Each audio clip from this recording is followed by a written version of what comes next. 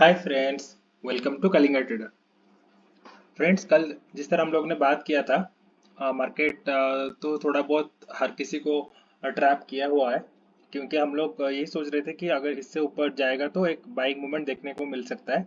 लेकिन ये day high जब ब्रेक हुआ, हर किसी को लग रहा था, यहाँ पे मुझे भी लग रहा था, मैंने यहाँ पे ट्रेड किया हुआ था। ये डे हाई जब ब्रेक किया ना, तब लग रहा था बाइंग आएगा। लेकिन ये एक शार्प सेलिंग आ गया। ठीक है ना। तो इसलिए हमेशा क्या होता है ना, जब भी हम लोग ट्रेडिंग करते हैं, हमें हमेशा दो साइड का व्यू रख के चलना पड़ेगा। अगर ये सस्टेन करेगा तो बाइंग आ सकता है।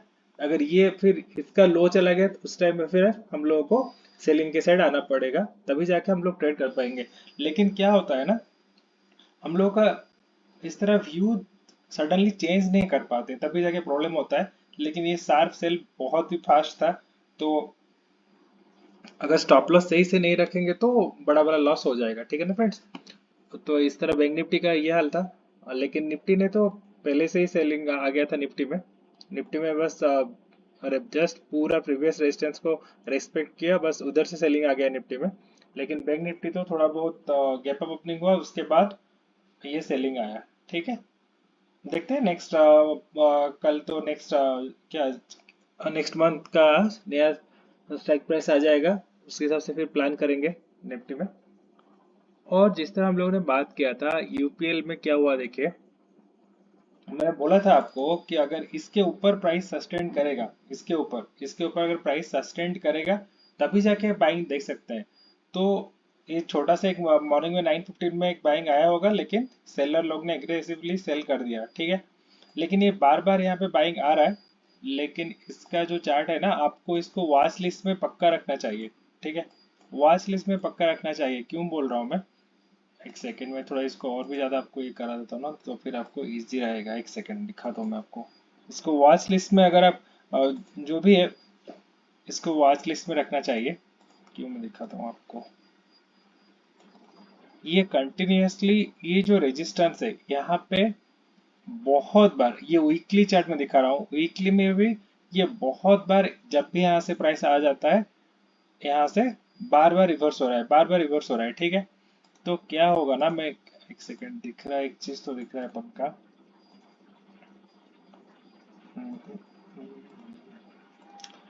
हाँ, एक सेकंड, इसको डे कर देते हैं, कोई प्रॉब्लम नहीं है। डे में भी चलेगा, कोई प्रॉब्लम नहीं है।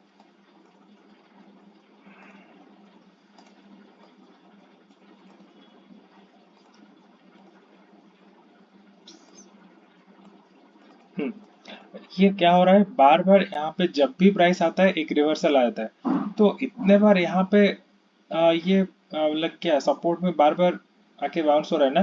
तो ये सपोर्ट इतना अभी स्ट्रांग नहीं है, क्योंकि इतने बार यहाँ पे सपोर्ट ले लिया है। तो क्या कर सकते हैं हम, ये थोड़ा वेट कर सकते हैं। ठीक है।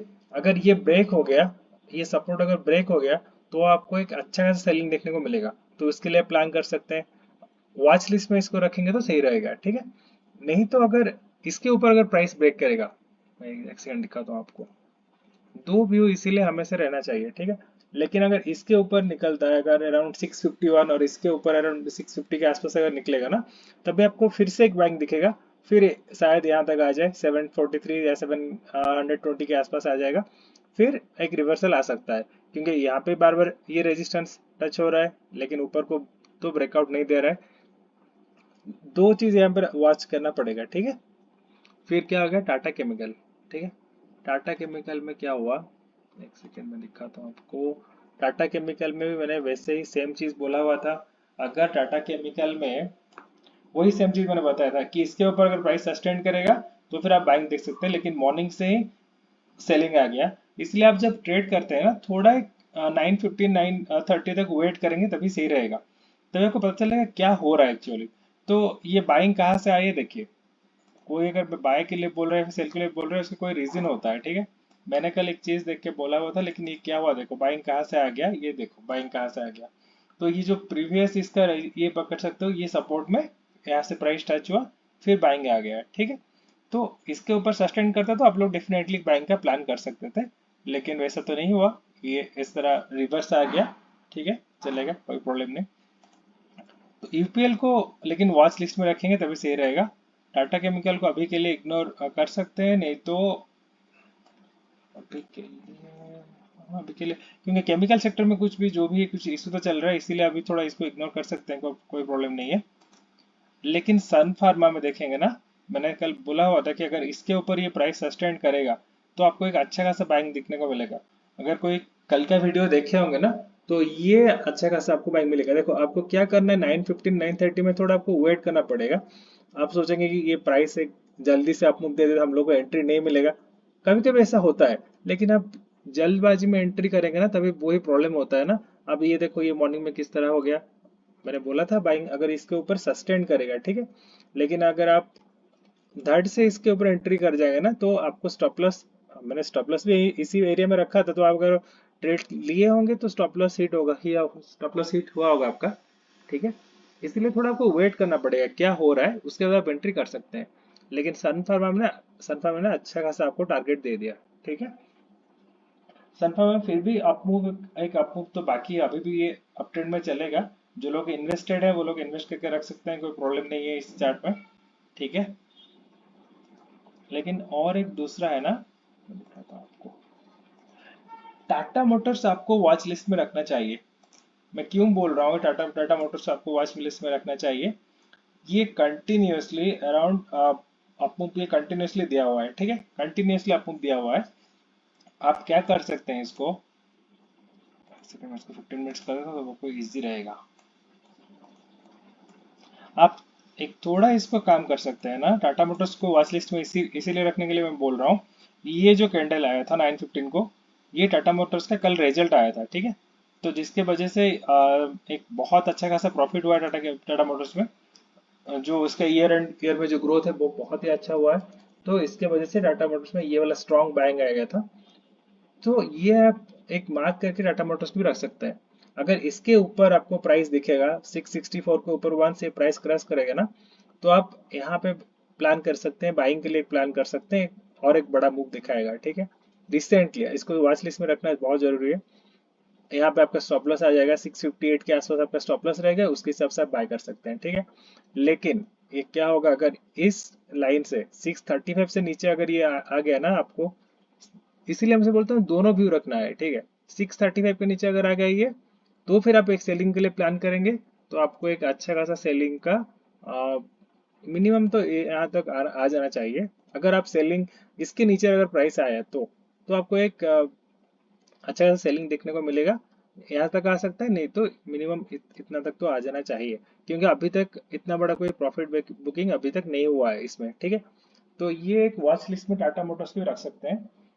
लेकिन जो मैंने जो दिया है ना लेवल, वो थोड़ा आपको हमेशा मार्क करके रखना पड़ेगा। कभी कभी क्या होता है, ये उसके ऊपर सडनली चला जाएगा फिर रिवर्स आ जाएगा, ठीक है। तो स्टॉप लॉस हमेशा टाइट रखेंगे तो सही हो जाएगा। इसके ऊपर इसी के आसपास स्टॉप लॉस रहेगा, तभी आपको फिर एक बड़ा मूवमेंट दिखेगा। अगर यहाँ से ब्रेक होता है तो आपका स्टॉप लॉस इसी एरिया के आसपास रहेगा 639, और एक आपको सेलिंग देखने को मिलेगा, ठीक है। ये टाटा मोटर्स का है। और एक है कैन बैंक, ठीक है, कैनरा बैंक जो है कैन बैंक। कान बैंक में क्या चल रहा है ना, अगर आप देखेंगे ना, कान बैंक में क्या हो रहा है यहाँ पे, ये कंटिन्यूअसली रेजिस्टेंस को ये ब्रेक कर रहा है। ये वन डे का चार्ट है, ठीक है। ये अच्छा खासा मूवमेंट देके प्राइस हायर हाई करके जा रहा है, और यहाँ से बहुत दिन प्राइस यहाँ पे रुका हुआ था, फिर ये प्राइस ब्रेकआउट कर रहा है, ठीक है। ये लेकिन पूरा ब्रेकआउट नहीं दिया है, लेकिन ब्रेकआउट कर रहा है, ठीक है। अभी आज इतना अच्छा खासा सेलिंग होने के बाद मार्केट में भी इसमें बाइंग चल रहा था। इसका शायद क्वार्टरली रिजल्ट अगर आया होगा, तो मैं तो रिजल्ट नहीं देखा हूँ। अगर आप लोग रिजल्ट देखे होगे तो मुझे पता नहीं है अगर इसका रिजल्ट आया हुआ कि नहीं। लेकिन ये अच्छा खासा बाइंग दिखा रहा है आपको।